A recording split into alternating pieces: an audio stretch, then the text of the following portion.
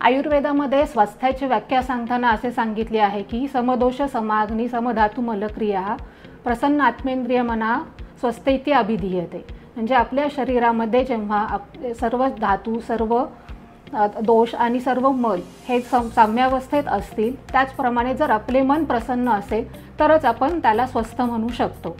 नमस्कार, मी डॉक्टर शिल्पजा वाघ। मी गेली 12 वर्ष जनरल प्रॅक्टिशनर व आयुर्वेदिक कन्सल्टंट म्हणून काम करत आहे। मी माधवबाग कार्डियक सेंटर बरोबर देखील 1 वर्ष काम केले आहे। सध्या मी डॉक्टर येथे आयुर्वेदिक कन्सल्टंट म्हणून काम करत आहे। बदललेली जीवनशैली, खाण्याच्या चुकीच्या वेळा, खाण्याच्या चुकीच्या पद्धती, कामाचा ताण यामुळे आपल्याला बऱ्याच आजारांना सामोरे जावे लागत आहे।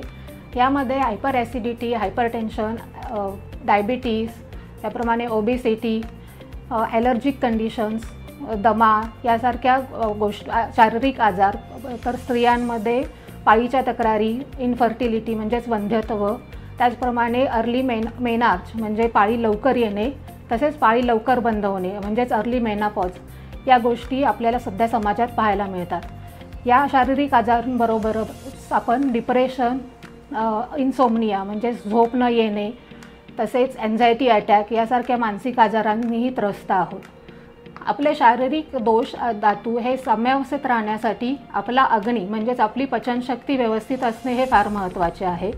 आपण खाल्लेली गोष्टी आहेत त्या जर व्यवस्थित पचल्या तरच ते आपल्याला अंगाला लागतात, पण या बदललेल्या जीवनशैलीमुळे आपल्यामध्ये अग्निमांद्य म्हणजेच पचनशक्ती कमी होणे ही एक महत्त्वाची समस्या भेडसावत आहे। याच्यामुळे खाल्लेल्या अन्नाचा व्यवस्थित पचन न होता आमाची निर्मिती होते। हा तयार झालेला आम असतो तो ज्यावेळेला आपल्या त्वचेवाटे बाहेर पडतो त्यावेळेला आपल्याला ॲलर्जिक कंडिशन, शीतपित्त ज्याला आयुर्वेदात म्हटले जाते, अशा गोष्टी सामोरे येतात। जेव्हा तो आमाशयामध्ये म्हणजेच तुमच्या स्टमकमध्ये आमाचे प्रमाण जास्त वाढले तर ॲसिडिटी चा त्रास जाणवू लागतो। त्याचप्रमाणे पचनशक्ती वीक झाल्यामुळे डायबिटीज, हायपरटेन्शन यासारखे आजार होऊ शकतात। ज्यावेळेला हा आम तुमच्या वीक सांध्यांमध्ये जाऊन अडकतो त्यावेळेला संधिवातासारखा रोगाचा त्रास होऊ शकतो।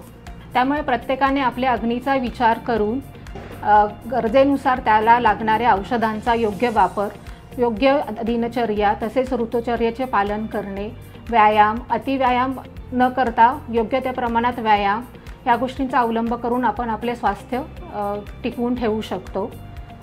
याबद्दल अधिक माहिती जाणून घेण्यासाठी डॉक्टर फुरसुंगी येथे तुम्ही मला खालील नंबरवर कॉन्टॅक्ट करू शकता।